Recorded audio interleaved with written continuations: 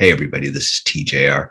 This is going to be a response video to a video entitled, Is McCartney 3 Relevant?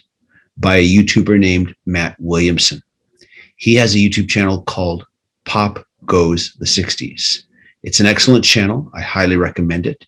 He makes great videos and offers incredible insights into popular music and especially into the music of the Beatles. I want to make it clear that I am not attacking this video that he posted. I think he makes some very good points.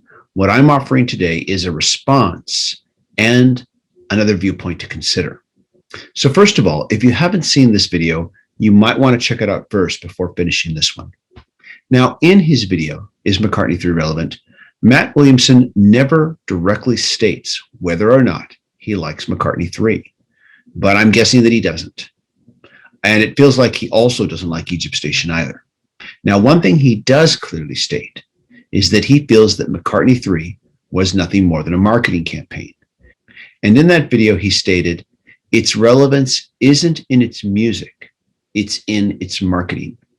He then details how the album was marketed, and in particular, the many different vinyl variations that were released. He counts roughly about 11 of them, and that there may have been more, and he's probably right. He then crunches some numbers and makes the point that by releasing the album in so many different variations, that it takes less actual individual buyers to put McCartney 3 into the #1 spot on the charts because they are buying multiple copies. And there is some truth to this statement. If enough fans buy multiple copies, it takes less of those individual fans, less of those individual purchasers to get him into the charts at #1. Then he makes the assertion that Paul McCartney learned this marketing trick with Egypt Station, which was also released in a number of different variations. And I will also add that on top of that, it was released again some months later in a secondary edition called the Explorer Edition, a practice that I have seen other artists besides McCartney do, and it's a practice that I've openly stated that I don't like. By the way, while he does not bring this up in his video, I want to add that McCartney did this with New, which came out prior to either of those albums. Then he makes the following statement about Egypt Station and McCartney 3.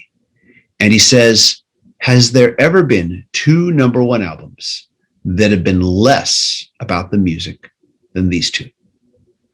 Now, it feels to me like he's trying to argue 2 things. First, that the marketing strategy used for McCartney 3 and Egypt Station makes these albums not relevant, or that it makes the music irrelevant. Relevance in regards to music is, for me, a very tricky word in our current super information highway day and age that we live in. And that relevance is a term that can be subject to a certain amount of individual subjectivity.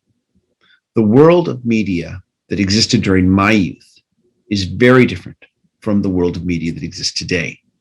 The media of my youth was very concentrated, and the media of today is very splintered off into hundreds of thousands of different outlets. And this is why I prefer to use good or not good, which I'll admit can also be subjective, but I feel it's more apropos. So I want to state that every album, whether it is a good album or not, needs to have a really good marketing campaign if it's going to sell copies. Also, not every album is lucky enough to get any kind of marketing campaign, good or bad. I have seen many albums, some of them very good, get hung out to dry with no marketing campaign at all. As a musician myself, I can tell you that we are always being told that we have to wear 2 hats. We have to be the artist and creative that wants to create great music, and we have to be the businessman, marketer that wants the public to buy and support that music. Making good music or great music and having a good marketing campaign to sell that music are not exclusive things. In my opinion, a good marketing campaign does not diminish or heighten the relevancy of an artist's music any more than it determines how good or bad that music is. The marketing campaigns for McCartney 3 and Egypt Station were clearly good because they got both albums into the #1 spot. Now, as for relevance, in today's day and age, I think that relevance varies depending on who you're asking. And I'll circle back to that point in just a moment. But getting an album into the #1 spot only spurs on more sales because the general public looks at that and says, oh, it's #1. It must be doing something right to get there. I think I'll go check it out. Of course, being one of the most famous musical artists on the planet doesn't hurt either. Within my limited means, I do my very best to market and promote this YouTube channel, to gain new subscribers and increase my channel's visibility. Doing my best to market my channel does not lessen or heighten what I say in my videos. It just gets the videos to more people. Now, the other argument that I feel he is making is that McCartney 3 and Egypt Station achieved their #1 chart positions through a marketing campaign. So therefore, that #1 spot is undeserved, therefore also rendering the album not relevant. Personally, I think that charting your album to the #1 spot certainly can make your album more well-known. But again, relevance is in the eye of the beholder. Drake might make the #1 spot on the charts, and that certainly increases his visibility. I've certainly heard of him, but his music is not relevant to me. But he certainly is relevant to a lot of people out there. I could be wrong, but when Matt Williamson calls out Egypt Station and McCartney 3 as not about the music, I get the impression that he doesn't like the music on either album. Now, personally, I think that Paul McCartney has been mostly on a roll over the last decade or so. Egypt Station, Memory Almost Full, I thought those were excellent. New, I thought that was really good. Kisses on the Bottom, not my thing. McCartney 3, also really good, and I think the best of the McCartney series.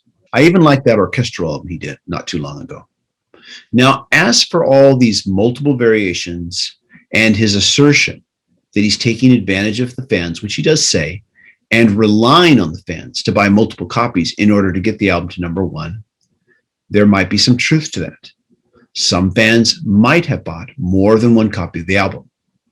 But I also think that a lot of purchases might have also been made by album flippers who bought multiple copies of multiple editions so that they could resell them on the internet at a higher price. And McCartney might have taken advantage of them more than the actual fans, unless, of course, those fans are also album flippers, in which case they have a vested interest in purchasing multiple copies. The marketing campaign is just the marketing campaign. And yes, for McCartney 3, it was a bit over the top with all these different vinyl versions.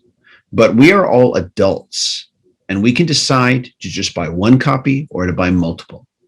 At the end of the day, I think what is most important is what we thought of the album, what we think of it a year from now, and what we think of it 10 years from now. Reviews for McCartney 3 were mostly positive, but the real test is how history regards the album 10 years from now, and so on. I think time has to do a lot more with an album's relevance than any short-term marketing plan. Those are my thoughts. Let me know what you think. As always, if you like what I'm doing, be sure to click a like, click subscribe, and share these videos on your social media. If you'd like to show some extra support, there's a Patreon link down below, but you don't have to. You can just click like, and that helps a great deal. Everybody, thank you so much for watching, and I hope you all stay safe and healthy. Take care. Bye-bye.